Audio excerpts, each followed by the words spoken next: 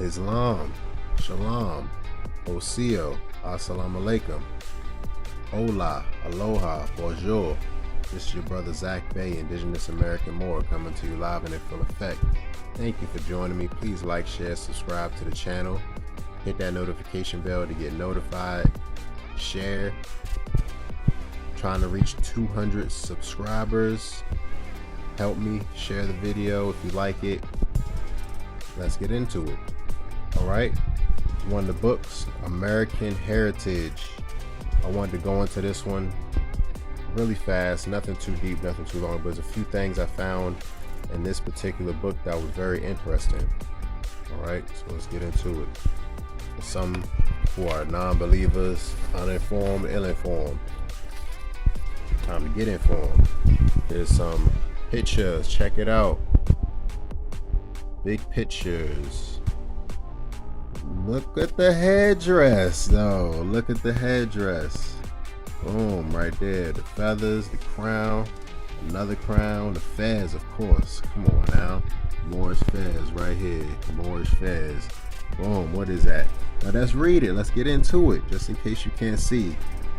Most widely held image of the Indian. We always know that's more. That of the warrior. The war dance at the left is being done by Winnebago Indian Moors, a Siouan speaking tribe whose agent Henry Gvidon had founded the Wisconsin lead mining settlement. See, I found that was interesting. Whose agent? Whose agent? So these people had an agent. Kind of sound like, you know what I'm saying, maybe some sellouts or something, or maybe some people were taking advantage of them. They often did that with like translators, missionaries. All right, so let's see exactly what they say about it. It says, the fancy hats, we know that's not a hat, that's a fez, and shirts on the men at the right are adaptation of garb worn by French voyagers. You know how they always say these lies? They talking about Frenchmen.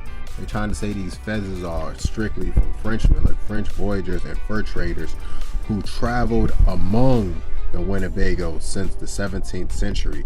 All right, so traveling among people, commingling, mixing. Come on now, 17th century.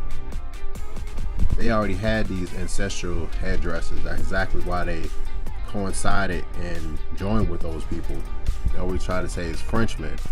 Come on now, this isn't strictly just a French headdress. It's a worldwide people, the Moors. The Moorish headdress, ancestral, Ottoman Empire, Mali Empire, all of that. Keep moving along here. It's another one. I just found that very, very interesting.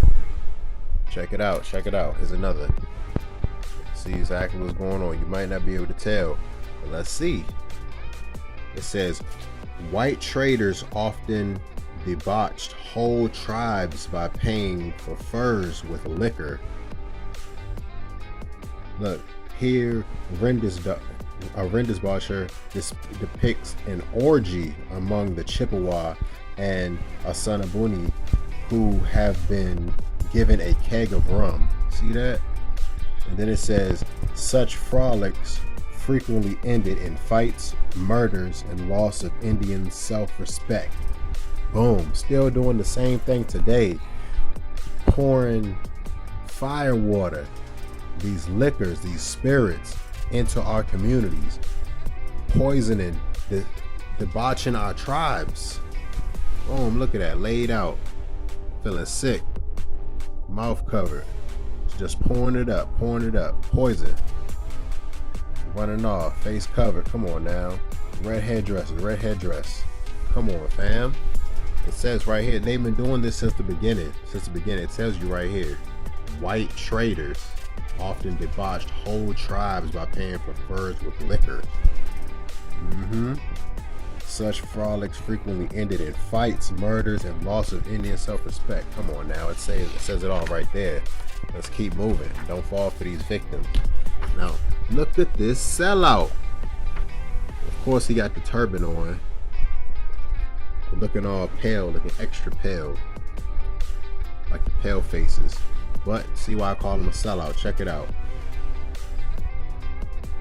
Kakuk was a distinguished Sellout and Fox chief to the whites of Wisconsin and Illinois, who made him a head man of his tribe. How did the whites of Wisconsin make this dude a head man of his tribe, and then bribed him again and again to cede his people's land in 1829. Look at this, straight sellout. Since 3 years later, part of the Sioux and Fox tribe, originally two people who began living together in the 18th century, decided they had enough of Kakuk's volunteers. Under his bitter rival, the veteran war leader Black Hawk tried to resist the advancing settlers in Illinois. When they were crushed, Kakuk again took over and obliged the visitors. Straight sellout, withdrawing the survivors further west. 100% sellout. Look at this dude. You see how a lot of these tribes, these people who are claiming to be the indigenous people now, intermixed blood, gave up land. Says this dude was bribed again and again. It says it right there. Come on, this was happening all over. Now this was in the Midwest and Northwest. Of course, you know all this is the Northwest Gate, Turtle Island, but this was particularly in this territory.